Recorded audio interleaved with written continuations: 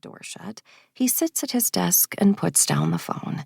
His fingers fly over the keyboard as he bangs out the last few emails of the day, and so far, so good. A few more minutes and he'll be gone. The knock on his door is unexpected. Bianca. He waves her in. She keeps her head down, almost like she is embarrassed to interrupt him. "Mr. Harmon," she says. That gets his attention.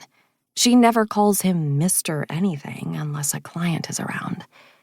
A woman steps into his office. Wes races through his mind, trying to figure out if she is someone he knows but can't remember, or someone he should know but hasn't met yet. "This is Detective Karen Coldlaser. She's been waiting to talk to you," Bianca says. She leaves and closes the door behind her. Detective. Wes has to repeat that in his head a few times. She is about 45 years old, give or take, with olive skin and short, choppy hair. Dark eyes, sort of brown, sort of gray. He doesn't like them. Those eyes are full of shadows. They move around the room, taking in everything at once before landing on him. He gestures to the chairs in front of his desk. It's a test. He gives it to everyone to see which one they'll pick. The one on the right is directly across from his own. Anyone confident will choose it.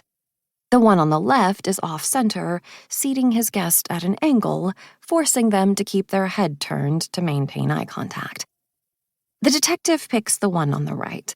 She is quick to reassure him that nothing horrible has happened, that no one has been in an accident or been shot. Wes is left wondering why she is here. She is not as quick to reveal that. "Thank you for taking the time to talk to me," she says. "Of course. What can I help you with?" "Well, this is more of a courtesy call, so to speak." Wes has no idea what that means. His brain is still scrambling, trying to figure out if this has something to do with work. It's possible. Siphon Inc. is a company that links investors with startups. In other words, they're the middlemen, with access to a lot of money. "May I ask what kind of detective you are?" Wes says. "I'm with the sex crimes unit." Didn't see that coming. Something pings in the back of his mind. No, not a ping, an alarm. "I'm not sure I understand," he says. "Yesterday, a young woman came into the station looking for help because someone has been stalking her." "That's horrible." Horrible enough to make her terrified and angry. She lets that description hang in the air. Wes isn't about to grab it. What makes this situation particularly difficult is that her stalker technically hasn't broken the law, Karen Coldlaser says. So there isn't much the police can do. Wes feels his heart ramp up again, thumping so hard against his chest that it must be visible. "May I ask what this has to do with me?" For him, a rhetorical question. He knows the answer. Maybe he knew it as soon as Karen walked into his office, but he had shoved it aside, thinking it couldn't be true.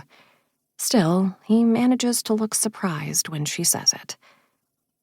The woman's name is Ivy Banks. The Plato quote pops into his mind. An hour ago, it was irrelevant. Not now. His plans for the night dissolve, vanishing like they never existed.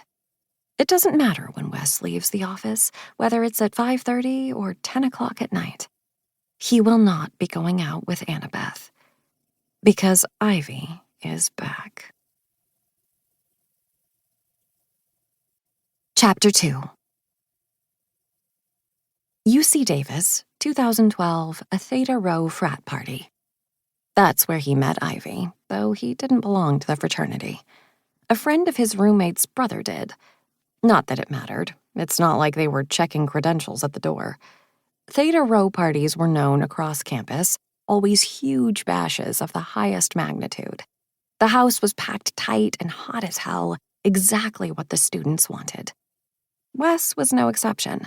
He was more than buzzed, less than drunk, and very, very horny. Girls were everywhere, all kinds of girls, each one better looking.